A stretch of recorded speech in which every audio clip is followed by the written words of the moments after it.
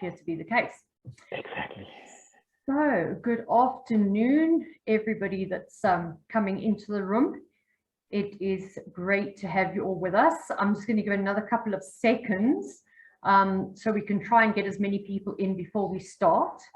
It's good to have you all with us this afternoon, and I've no doubt you're going to learn some new and exciting things. And I'm going to be looking out for those questions, and remember that no question is a stupid question. So, you know, keep them coming in. That's why we have experts with us, so they can share their knowledge and educate us on the things that we don't know about. So I think I'm going to get started and kick off here so that we don't run over time. So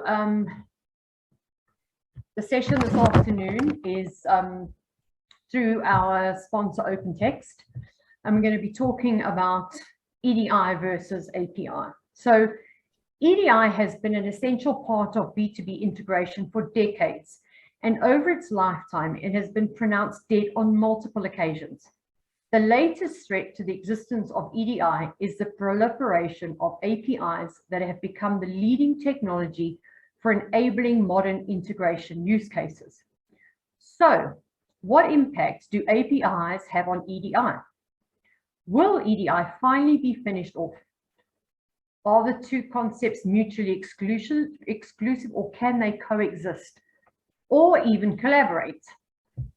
So these are the things that we're going to be looking at this afternoon. And given that the future is all about collaboration and partnerships, I think the answer to that will be collaborate. So the presenters of the session this afternoon are Naomi Skinner, Senior Manager, Product Marketing. She is based in the US in Washington, DC. Hence the reason that the session we're going to have now is going to be recorded because the time zones didn't permit Naomi to be with us. So Naomi is the Senior Manager of Product Marketing for OpenText Business Network. Naomi leads product marketing efforts for B2B integration, including EDI solutions ranging from digitizing small businesses to value-added network options via OpenText Trading Grid. Experience in marketing across various industries, Naomi enjoys translating complex concepts into simple terms. And I think that we all enjoy people that do that sort of thing. So we have Vili Parkinen with us this afternoon. He's trying to keep warm. He's coming at us from Finland, which I imagine is pretty cold. But Ville, please do an introduction before we fire away onto the presentation. Incidentally, Ville will be here for Q&A. Like I said, get those questions coming in if you want clarity on anything within the presentation. Ville. Yeah, thanks, Tanya. So yeah, glad to be here. And indeed, my name is Ville Parkkinen. I'm coming to you from the at the moment snowy Helsinki, Finland. So we just had our first snow today, this morning. So yeah, it is indeed cold in here. So I'm a director of product marketing at OpenText. I work quite closely with our product management organization, with our solution consulting. So do see what's happening with our customers quite a lot, and then try to obviously I'm in that nexus sort of in between learning what's going on in the market and kind of then how we are then developing technology forward in our product development and kind of through the product management function. So very interesting place to be in, and kind of watching the development around that. And I've been now working with B2B integration for around 8 years in different kinds of marketing roles, and obviously working closely with our different teams in the organization. And I've really, over that 8 years, I've seen quite a lot of that kind of still ongoing development from the kind of, let's say, the more traditional world of EDI and towards adoption of APIs and then the journey to the cloud. And yeah, today we're going to be discussing kind of how that transformation looks like and how it's moving forward. But yeah, excited to be here. Thank you so much, Ville. Cindy, will you load it up for us? Thank you. Welcome everyone to today's session. My name is Ville Parkkinen and I'm from OpenText, and joining me in this presentation is my colleague Naomi Skinner. With Naomi, we're going to be discussing a topic that is interesting for many organizations at the moment that are viewing their strategies around B2B integration. And that is really the role of APIs in all of this. So how do APIs play into this whole evolution of B2B integration? And we're going into quite a bit of detail in the technology today, so I thought I'd lighten things up with just a small story to get us started. So as we've seen, particularly over the past couple of years, disruption in our circumstances not only causes issues, but it also tends to spark innovation. And we've seen this over and over again in our history. And what you're looking at on this slide here is a Douglas C-47 Skytrain, also known as Dakota, which is a military transport aircraft that's based on the famous Douglas DC-3 passenger plane. And these planes really played a key role in something called the Berlin Airlift, which was an operation between 1948 and 1949 by the Western Allies to deliver supplies to West Berlin in the aftermath of the Second World War, when the Soviet Union had blocked off all the land routes to sectors of Berlin that were controlled by the Allies. Now, against all odds, the operation to deliver supplies over the air was a major success. Now, between June 26th of 1948 and September 30th, 1949, the US Air Force, together with the RAF and with help from Canadian, Australian, New Zealand, and South African air crews, had delivered a total of 2.3 million tons of supplies on nearly 280,000 flights to Berlin. And one of the key reasons why the operations was a success was that to organize the loading of planes, standardized shipping manifests were developed by a US Army Master Sergeant called Ed Gilbert, who was one of the logistics officers involved in the coordination of the airlift. And this is effectively the first time a document standard was used to facilitate a logistics process. In other words, the Berlin Airlift is where the idea for EDI was really born.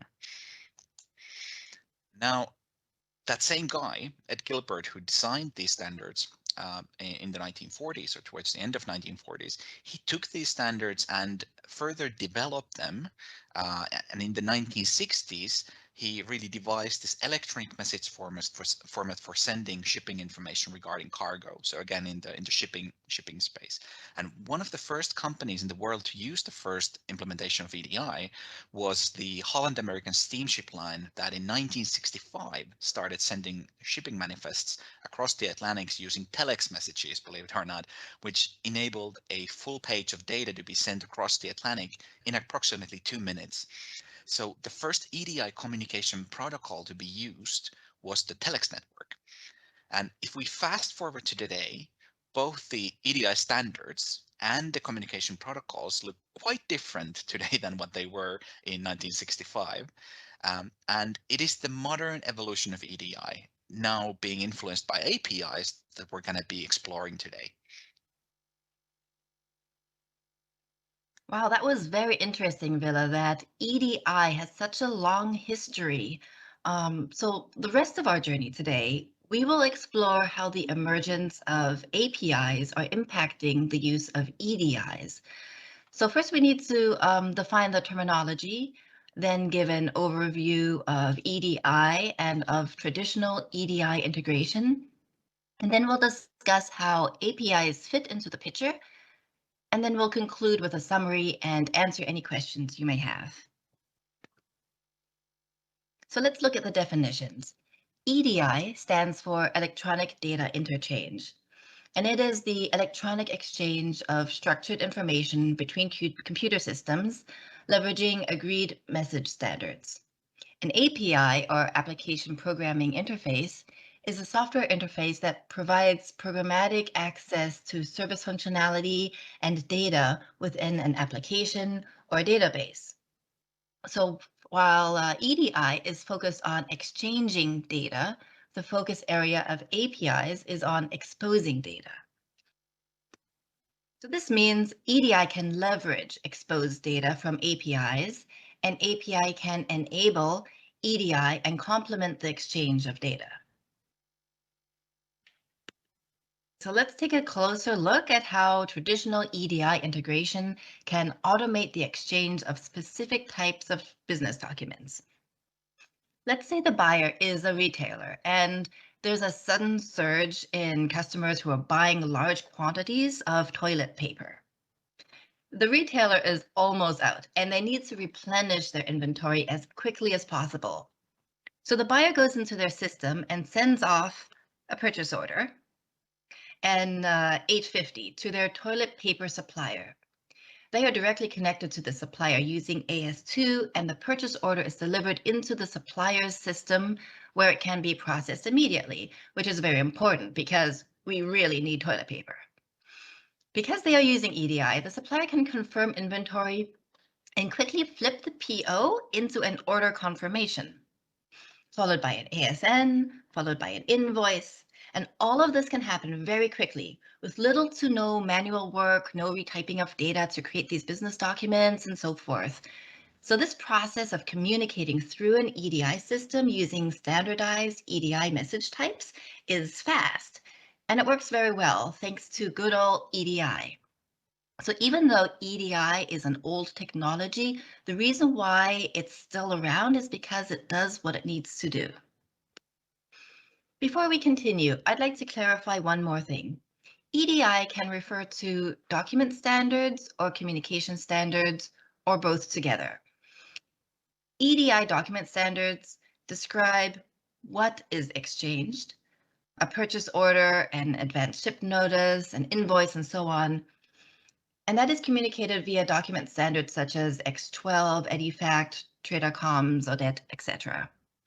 EDI connectivity protocols describe how it is exchanged, for example, via AS2, HTTPS, FTPS, and so forth. And it's very important to know and understand this distinction when we get into the ways you can use APIs together with EDI. So speaking of APIs, Vele talked about the origins of EDI, so I'll give you the history of the first web APIs. Web APIs can be traced back to the late 1990s when Salesforce launched its web-based sales automation tool. This application marked the beginning of the software as a service, the SaaS revolution. The World Wide Web powered the underlying infrastructure that allowed this newfound way of delivering software. Okay, wait, did I say 1990s? So maybe APIs can't be considered new anymore. But nevertheless, whenever you are faced with an option to upgrade from an older infrastructure to something newer, you have to ask yourself, at what point should I upgrade and try a more modern approach? Because EDI is kind of like an old building. You can get a lot of life out of an old building as long as it still meets its function. But at some point, you may require new purposes. So you may need to think about different options. Options such as, should you keep the building, or would it be better just to tear the whole thing down and build new? But now that takes careful consideration. It's not easy and it's not cheap. So these are questions that are not easy to answer. So I'll pass this back to Vila to outline some different ways of exchanging data and some factors to consider when deciding on the best integration design for your company. Thanks, Naomi. So let's now dive a bit deeper into exactly how APIs change EDI as we know it today. I'm going to go over 4 different alternatives for configuring an integration to exchange purchase orders both with and without the use of APIs. And you see these use cases on the screen here. So if we start from what we call the traditional EDI integration flow, you saw that earlier, we just referenced it as this arrow that you see on the top there, that it's just an arrow magically moving data from one system to another, purchase order 850 over AS2. But what actually goes into that is the whole flow starts with obviously the buyer hitting submit or send, whatever, in their SAP system. And that generates an IDOC file in a traditional scenario. That IDOC file is essentially fetched over through a middleware layer. It's fetched over to the integration platform over an AS2 connection. In this case, could be something else as well.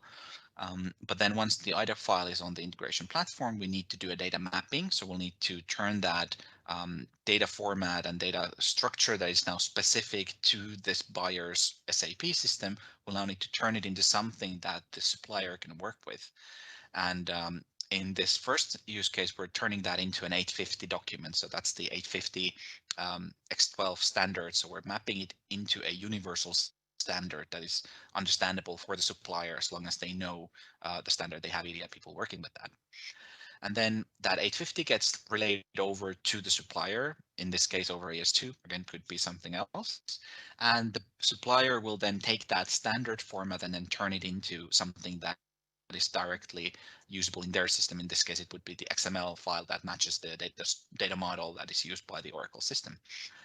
And really what happens in the middle here, so getting data into the integration platform from the buyer system, doing the mapping and then relaying it over to the supplier system, that is what we would call an EDI integration flow. It is typically, if we look at a typical scenario, it takes some minutes to complete.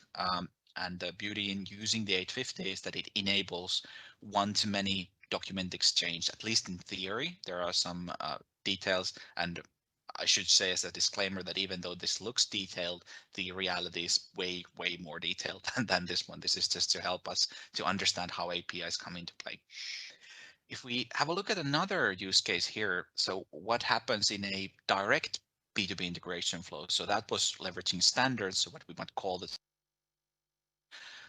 If we do a direct system integration, the process starts in the same way. So the buyer hits submit, IDOC is generated, it's essentially fetched over to the integration platform, and we again do a mapping, but in this case, we don't map to the standard, but we map to the specific XML format used by the supplier system. So in this case, the Oracle system. So that is a bespoke data format following the data model used by the Oracle system. And the benefit of that is that that can directly be ingested into the system, saving the hassle from the supplier side of essentially doing a mapping from the standard over to their own systems format. And again, the process in between, it's the B2B integration flow. Again, we might call it an EDI flow. It is electronic data interchange is exchanging data in a standard format between systems. The same processing time takes some minutes, but in this case, it's not a one-to-many type of situation because we're not using the standard, but it is a partner-specific adaptation. Now, if we bring in APIs, so how do they change the situation? And let's start with what I call the pull option here. So we're going to pull the data from an API offered by the buyer system. So again, in this case, the buyer would have hit submit, and there is a file that goes into queue, that order, and will initiate a workflow, usually with a timer from the integration platform. We're essentially doing a get call to the API that leverages the HTTPS as the data communication protocol. And we see if there are new orders, and we discover that, hey, there is a new order. So we get that over to the integration platform. Again, we'll do a mapping. In this case, we're not mapping from an IDOC since the API of the SAP, in this case, the SOAP API, so it produces an XML file. It's still the same data, but it's just in different format. And now we're mapping from that XML into, again, the supplier specific format. And in this case, the supplier is using a NetSuite ERP system that has a REST API, and that JSON file needs to match the documentation provided by the NetSuite API. So we'll map into that format, provided that that's correct. It will get ingested through the API. Again, it's an HTTPS connection. It's a post function to the API, and then the purchase order gets ingested into the NetSuite system. And where APIs come into play, as you can see, they are at the edges of this integration. They're actually not part of the integration itself, but they just change the way we connect to these systems. So the integration in the middle, yes, it leverages different communication protocols. It leverages different data formats, but the basic logic is still the same. You take data in, you map it to the format that it needs to be, and then you essentially move it over to the target system. And the way APIs impact this is that they change the way we connect to these systems. And the processing time for this is seconds to minutes. So it really depends. In this case, it's limited by the timer that we have. So if we query the API every 5 minutes, then the delay is at maximum it's 5 minutes. If we query it by 10 minutes, it's 10 minutes and so on. Or it could be faster, really depending. But the timer is the limiting factor here. And again, it's the same partner-specific adaptation. Then if we finally look at what we call a push option, so we're pushing data from the buyer system over to the integration platform to initiate the integration flow, and this is what enables the real-time integration. How that works is, again, buyer hits submit, the API or the system generates a file. In this case, if we're having an OData API of the SAP, that will produce a JSON file. So a payload that was then pushed over HTTPS. It's posted to the integration platform. Integration platform has a web service that can take data in. And then from there, the process is the same. So we'll take the file, in this case, it's a JSON, and we're mapping it to another JSON file. So we don't have to change the data format, but we still need to map the data semantically. So essentially match the data model within these messages, because data is represented differently. Even though the format is the same, the data model is not the same. It's specific to each of these systems. And then the same thing, it gets posted through the NetSuite API and gets ingested into the system. In this case, we have APIs obviously at the edges, and we're also leveraging that to ingest data into the integration platform. So we have a web service to get data in. But again, the integration flow, something what we might call API integration flow, you could make an argument that it's still electronic data interchange, since we are exchanging data between two systems in a standard format. And now in this case, since it is a push option, the processing time is between 2 and 5 seconds typically. So it is synchronous, but there are obviously a few different processing steps that the data needs to go through. So there's some delay from that, but it's still very, very much that kind of close to real time. And again, it is still a partner specific adaptation. And now just to kind of summarize, so I presented 4 different options of how that integration might look like, or how you could execute that. And in choosing the best approach, there are both commercial and technical factors that come into play. The first one is what are the responsibilities between the parties, and what's the power dynamic? So how is the data format, or how are the data formats reconciled? So who does the mapping? Who pays for that? And also, is there a way that the one party can dictate how the other needs to behave? So we offer this standard API, take it or leave it. If that's the dynamic in the supply chain, then obviously those companies who can dictate that won't have to take on the adaptation. Then there is, of course, the question of complexity and how to manage that. So essentially, and one essential question here is, what capabilities does each party have? So what are the options for their system? Does their system, first of all, support APIs? And what are their integration capabilities? So for doing that adaptation. And also, what are the benefits of partner-specific adaptation? So essentially configuring that partner-specific message flow rather than mapping to leveraging the standards to cut down on the cost of data transformation. So that's kind of something that you need to consider. And then finally, you have the, let's say, the more technical considerations around the performance of the integration. So how does the data exchange impact the business process? So does it benefit you that the integration is faster, that it's processed in, let's say, under 5 seconds compared to in a minute or in 2 minutes? And ultimately, all of that comes down to the costs versus the benefits. So what is the cost of going with one option over another versus what's the benefit of doing that? And that's kind of how you end up with your ideal choice.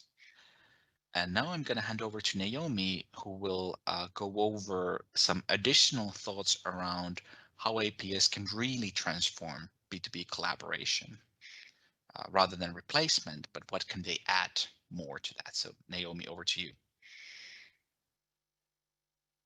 Okay, so let's take a look at some of the examples of how APIs are really transforming B2B collaboration.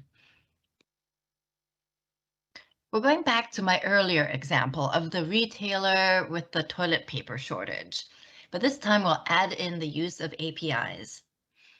So think back to the scenario. The buyer needs toilet paper urgently, sends a PO to the supplier. We're still using EDI as before. The supplier then can turn the PO around and confirms the order. But now the buyer, who is incredibly anxious, is anxious personality, wants to keep checking the status of the order. Now, thanks to APIs, the buyer does not need to pick up the phone every 5 minutes to call the supplier. Instead, they can check the status of their order with a real-time API call. And then the next step, when the supplier flips the PO to create an advanced ship notice, the supplier can use API to connect to the logistics provider and automatically get the tracking number and have the tracking number automatically populated within the ASN. And from there, the anxious buyer wants to know where their shipment of toilet paper is. So the APIs can accomplish that with another API call to the logistics provider directly. So this is a great example of how APIs actually complement traditional EDI integration to give both parties additional capabilities. And now here's another case study. This is one that we've done to help one of our customers. It's very similar to what I just talked about in the previous slide, because here the business challenge was that the company was manually logging into the UPS WorldShip web UI to obtain a tracking number, which they then had to type or probably cut and paste into the ASN. The solution, of course, was to use APIs, and that allowed them to automate the retrieval of tracking numbers and the insertion back into ASNs, which of course saved the company time and also ensured accuracy. Now, did they eliminate the use of EDI? No, the EDI portion was working perfectly. No need to change that. They just supplemented their existing EDI flow with a complementary API integration. And that eliminated, in this case, 1,000 person hours of manual work. So you can calculate how much money that saved and potentially how quickly you could break even and have the cost of adding the API integration pay for itself. Thanks, Naomi. A great use case there on the benefits of APIs in connection with traditional EDI integration. And now it's time to quickly sum up what we've discussed here and go over some conclusions. And really where I want to start with is just by reiterating that idea that APIs are changing the nature of B2B integration. However, their value really depends on the broader business context.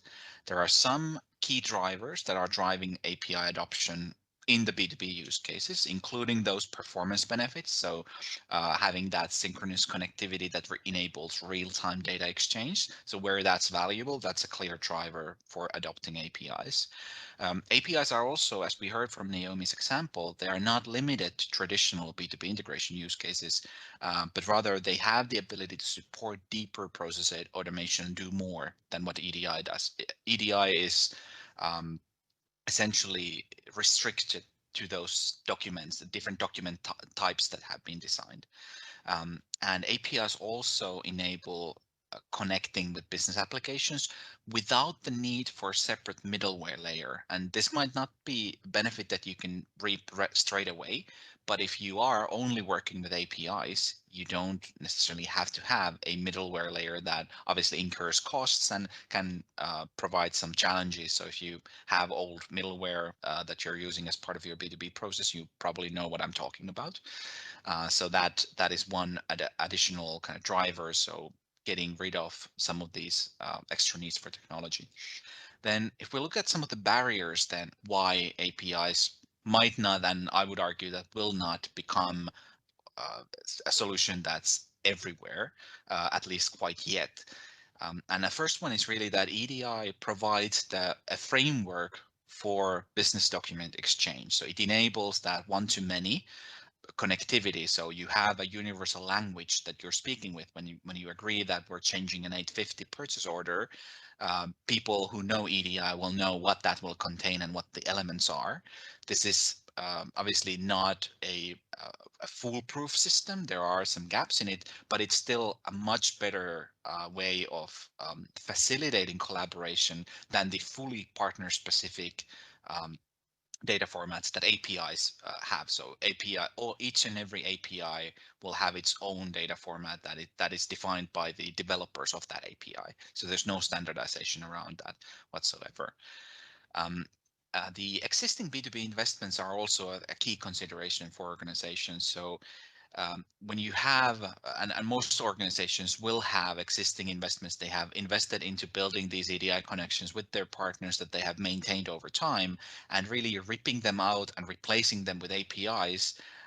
In a lot of cases, it will be hard to make a business case for that, provided that the existing integration meets your use case needs for your use case. So if it doesn't, then of course that's a different topic. In the same lines, essentially the adoption of APIs is also restricted by the pace of broader IT modernization. So it's not happening in isolation, but it's dependent on some of your partner capabilities, but then also your own system modernization. And as that moves on, APIs will become more and more common. And we see this, for example, with the modernization of ERP systems. And a lot of all of the new ERP systems really support API-based connectivity, but a lot of organizations are still using legacy systems that don't.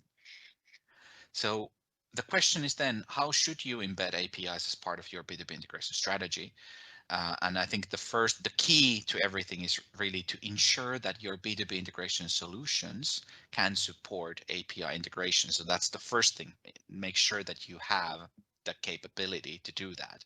And then you start to look at things like reviewing your current manual processes, because a lot of organizations have a lot of opportunities to automate their current processes with the help of APIs. And we saw one example of what that might look like presented by Naomi just now. The second point would be really to include APIs as an option for your new B2B integration. So it's an option, you have the capability, and you whenever you get a new trading partner that you need to onboard, you want to consider that as an option. Like, is it even possible? What does it look like? What are the benefits? The third step would be to evaluate if APIs can add value to your existing B2B integration. So is there a positive return on investment for replacing some of your existing connections? Again, I said that it might be hard to establish, but in some cases that might be that you have the case. So it is good to evaluate that. And then finally, you should periodically evaluate the big picture of your B2B integration and see if you've essentially achieved the critical mass of modernizing your solutions, or how that's evolving. So really understanding what your environment looks like so that you can make informed decisions. And just a few words about what OpenText does in this space. So our integration platform, or the solutions that we offer, are based on an integration platform called OpenText Trading Grid. And really our way of approaching this is what we call business to anything integration. So it is combining all of those different capabilities, whether it's EDI, whether it's API, any different flavors of them, and enabling those connectivity options so that you can get the right solution for your specific situation. Technology is not a barrier, but it's more around the business use case that you have and your overall architecture and how that fits in. And if we talk about the API capabilities of Trading Grid, I just want to mention a few things of what that might look like. So when we talk about dealing with APIs, the first and the most obvious one is supporting API integration. So being able to connect to one API, extract data, and put it to another application through that application's API. So that's the very basic use case. You might also need to set up managed APIs. So, and this is particularly relevant when you have legacy solutions and that don't support API-based connectivity, but you still need to have that synchronous connectivity, for example, so you can essentially mitigate that challenge of having legacy systems with API management solutions and kind of building these managed APIs that are then the endpoints for the integration. There's also something called API mediation, which is close to, I would say, integration, sort of a mix between integration and managed APIs. So you have an API that performs multiple things, essentially. So you call on the API, and the API might, again, have sort of like a mini application behind it where it calls on multiple different systems to get you the results that you need. And then the final approach or kind of aspect of APIs that we deliver is, of course, for some of the products that we offer, we do have a developer portal and APIs. So, for example, our data visibility tool, Lens, you have an API where you can embed the insights that you would get through the UI, like logging in as a user. You can also access those through an API and then embed them in your own systems if you want to. And finally, before we move over to our Q&A section of this session today, I want to leave you with a quote from Robert McNamara, who is a former US Secretary of Defense working under President John F. Kennedy and Lyndon B. Johnson. And he's quite an infamous character with a major role in escalating the Vietnam War. But his point about understanding and dealing with the realities of your situation, I think, is a rather insightful one. So when we don't plan and execute things properly, we end up making decisions that may not make sense. And the parallel I want to make here is that you should think about your IT architecture a bit like city planners think of land use, zoning, and the other ways of developing our cities. So if you, for example, demolish a building, kind of what Naomi was referring to earlier, and you build a new one, you also need to think about the infrastructure around it. So does the function of the building change, the new building that you build? Do the roads around it need to support more traffic due to the change in the function? How will that impact functions in other areas, and so on? And on the other hand, if the building stays the same, will it be sufficient to simply maintain the existing infrastructure without really making any major changes? So when you're thinking about APIs and how they will impact your EDI strategy or B2B integration strategy, think about the big picture and what you want to achieve and what is really the best way to get there. Thank you.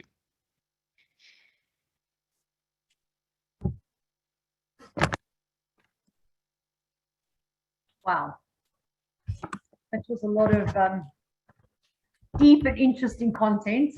This area is definitely not my area of expertise by any long shot, but I'd like to take questions now, and I see that one has already come in, and it was something that I was thinking of while we were going through the presentation. Would not having middleware affect the IT security of the connection? Yeah, that's a very good question. I was also looking at that as we're kind of going through there. So yeah, that's a very important topic. We didn't really touch the security too much there, but security would then rely on the API provided by the business system that we're connecting to. So if you don't have a separate middleware layer to protect that, but obviously that's kind of one of the, well, has been one of the barriers for cloud computing overall, is how much can we rely on the cloud security, but it would be up to the API of that system from that point of view. And then of course you have the integration when the data enters and how it enters the integration platform and processed. I mean, there's security there, but the system connectivity, yes, it would be up to that system that we're connecting to. And funnily enough, you could almost end up in a situation where you're replacing your old middleware with new middleware with API management tooling that can add extra layer of security while still enabling that API connectivity. So API management tools are, that's one of the things that they also touch upon. But it's a good question. Didn't really too much go into that in this presentation, but definitely something to consider. No, I think so, especially with all the cybersecurity breaches that we've got happening around us at the moment. I think it's something, well, before it's probably the last thing that everybody thinks about, but the most important one. So you talked earlier about which partner pays for, the is it called coding when you transfer from one side to the other, you link. Yeah, the integration development or data mapping, that part, yeah. So if you've got multiple, and you've got, for example, the one customer's got SAP, and then you've got, Oracle and Syspro, for example, and some others, does there have to be an agreement between all of them? So yeah, it's typically it is between the two parties that are exchanging information, that there is an agreement between them, and it's kind of one by one. And of course, for any company out there, I think that the goal would be that, hey, if we just provide this one API and all communication happens through that, and it's only like one standardized way of exchanging information, but someone has to do that mapping. And I think I had on one of my examples there that even if you have the same data format, you're exchanging data between two systems, that I had the JSON, which is kind of the REST API, the language of the REST API, really. Even there, the semantic mappings, and what do we mean when we say that this is an address, it can be different in different systems. And you can have, for example, in the other system, you can have 3 places for addresses. You can have a shipping address and a billing address and a visiting address. And then the other system might just have 1 field for address. And you kind of have to pick, like, okay, which one of these is actually the address? So that's the semantic mapping. And that's really the key reason why why we don't have an interoperable system like today. Like there needs to be that a person in between who makes the machines understand what we mean when we set up our systems. So that's going into very hard of data transformation and integration. That sounds quite complex. Does anybody else have any? Okay, here we go. Here's a question. If I heard right, API is partner to partner. Does that mean you will have different APIs for different partners? Well, it's I think I mentioned that there was quite a lot of complexity in there. So each business system will have its, like, if it offers web APIs, first of all, that's kind of the key there. Like I was talking about NetSuite, and NetSuite, for the NetSuite, you have APIs that are provided by NetSuite. And that's kind of what you get from the system, that it enables integration through APIs. But then how you work with the payload, you kind of go into that semantic mapping, that even, let's say that you have an SAP system, and you have 2 partners that both use NetSuite. They both have NetSuite instances. But those NetSuite instances, there's a high likelihood, and pretty much always, those have been configured differently. So the data model is different. So you need to do that semantic mapping. So even though you connect to NetSuite API in both cases, the payload needs to be in a certain slightly different format to the one than the other. And that's kind of the partner specific adaptation that I was talking about, that it's not it helps that you understand how you work with NetSuite API, but you still need to do that mapping for the data so that it goes into the right place in the system. And that is due to the fact that each of those partners have likely set up their system differently. So there's slight customization in the way they're using it. That's kind of so it's partner specific, but if all you have is customers or suppliers who use NetSuite, it's slightly easier than if each and every one of them is using a different system. But there's a lot of complexity involved. It definitely sounds that way. Okay, I've got another question here. And I don't know if I'm pronouncing this correctly, would a schema/XSD still be required in order to determine the mapping fields, message structure for the JSON, sorry. Yeah, so I think that it goes, and there's some level that I can go into the technology, and then after that I'll run out of depth. But yeah, so it is about the data model in that, and typically with the XML, if we have a system that leverages XML, like we talked about Oracle there, that's kind of it leverages XML as the model, and this XML schema is essentially the definition of how that XML needs to look like, so that the Oracle system will understand that. So it's instructions to the data mapper that, hey, this is what the interface looks like. This is where everything is located. And then the payload will need to match that schema in order to be, so that the order can be processed, or the data payload can be processed by the system. So yes, if I'm understanding the question correctly, yes, you do need to understand the data model for this JSON in order for you to get the payload right, so that there's no universal, as far as I understand, there's no universal way the JSON needs to look like for all possible NetSuite systems out there, for example. But you need to have that semantic mapping done for each and every partner, because they will have configured their system differently, and therefore the schema is different in each of those. So it's fascinating.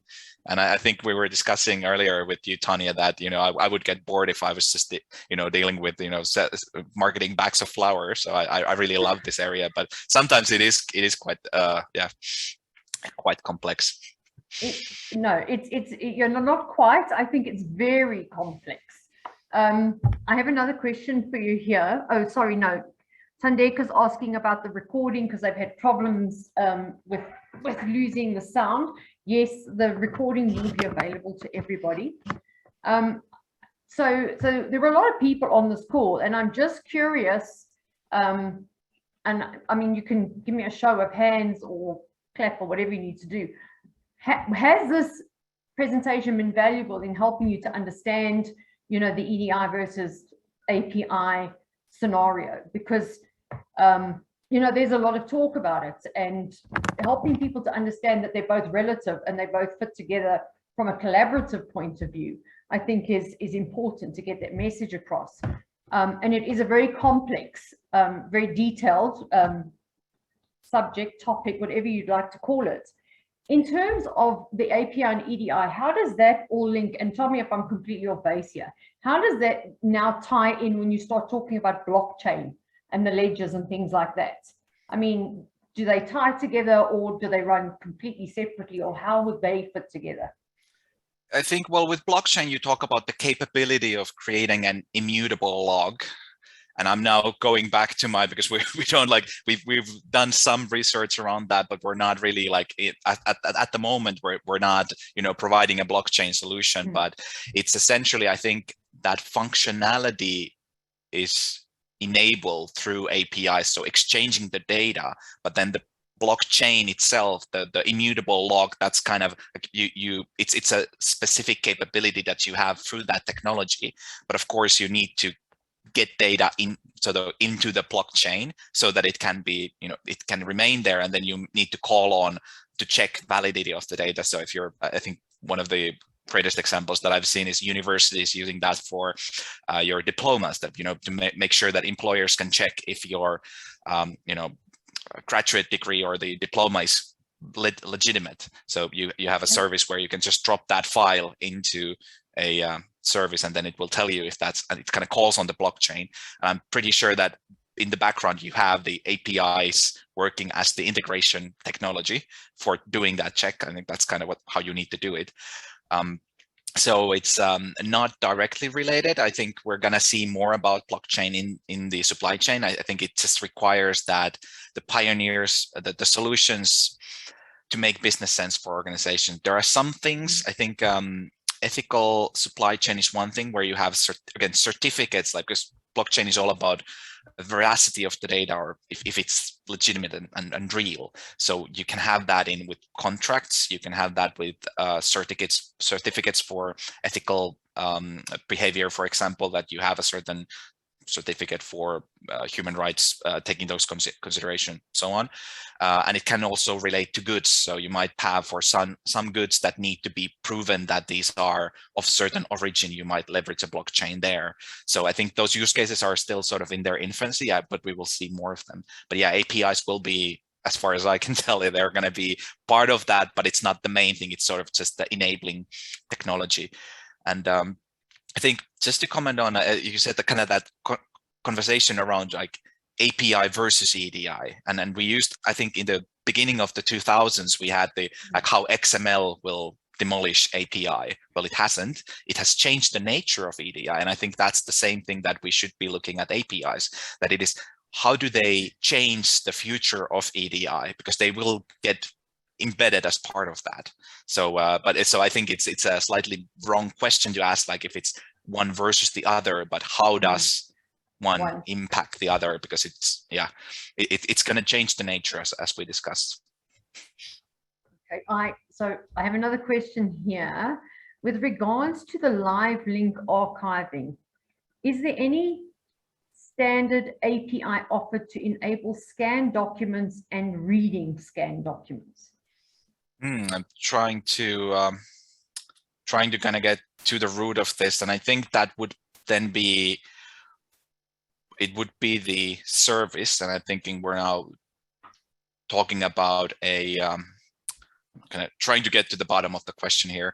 So live link archiving, I think for the archiving service or the solution, it will depend on that solution to provide an API, and the API will, like, its API is a gateway into an application. So if you have an application, let's say an archiving solution, and that archiving solution is a modern one, it offers APIs, then that system's API will have been configured to work in a certain way, and you'll get the documentation. There's usually a developer portal where you can access like what the API does and what you can do with it. So that's kind of the closest that I can get, is that the specific system that you're looking to use, and if it offers an API, there's also API documentation. And as we discussed, all of these, there's no standardization at the moment. At least as far as I'm aware of. There might be some initiatives going on, but it's pretty much up to the developers of the API to define how the API behaves and what it offers and what it doesn't offer. So that's kind of the, so no standardization. Yeah, and I think, yeah, that's great. So I think this is kind of going off topic well, not off topic for you guys, but obviously for me, since I'm working on the kind of business network side and I'm being told that LiveLink is an OpenText solution. So I think what I can do is I'll guide you to our developer portal. So I talked about whatever application it is, there's going to be a developer portal and documentation. So for LiveLink, if there is one, it's going to be found on the OpenText developer.opentext.com. It's the developer portal where you also find products that I'm more familiar with, like Lens and other business network solutions. But yeah, I do apologize. We have quite a lot of solutions within OpenText across 4 business units, and I only know about one of them. So that's kind of my limitation on knowledge on the OpenText side. No, don't worry about it. It's, I mean, we have kind of digressed a little bit from what we initially came here to talk about and understand. But I think that the presentation, definitely from my perspective, was really, really beneficial in terms of understanding EDI, API, how they fit together, how they don't, etc. And useful. And I imagine that is the case because we had a really, really good turnout. And I hope that it's answered questions that anybody else has had on this particular area. So when we talk about the developing, the cities and making those changes, I think that's a really good analogy. And I think that in most cases, we don't know what we don't know. So if we are internally facing, and to some extent externally facing, it's difficult for us to think beyond our level of understanding. So it's in cases like this that we need to get expert advice to come in and help us, to guide us on these things. So if we say we're going, we're aiming for ABC, but we should be going for GH, Z, for example, we're not going to know that. So I think it's a very complex subject. And I think, that there are people with expertise like yourself that we need to be having those conversations with. So if anybody wants to learn more, has questions, has an interest in, unpacking some ideas or running some thoughts by in terms of their business solutions or what there is that they're looking for, please reach out to us. I'm sure that Vilay and his team would be more than happy to help you. Vilay, thank you so much for your time. Great presentation, and I'm sure that everybody will agree. I'm saying that again because I actually can feel my brain cells burning after that. And I'm sure that many people are feeling the same way, but it's an important conversation and we need to keep having it, and we need to keep it going and sharing updates and changes as it comes along. So OpenText, thank you for this webinar. Vele, thank you for being here with us, and I'm going to give it a wrap, and anybody that's asking, recording will be available, the slide set will be available, and we look forward to sharing more information with you in another webinar in the near future. So thank you all for being here and for supporting SAPIX, and enjoy your afternoon, and we'll see you all soon.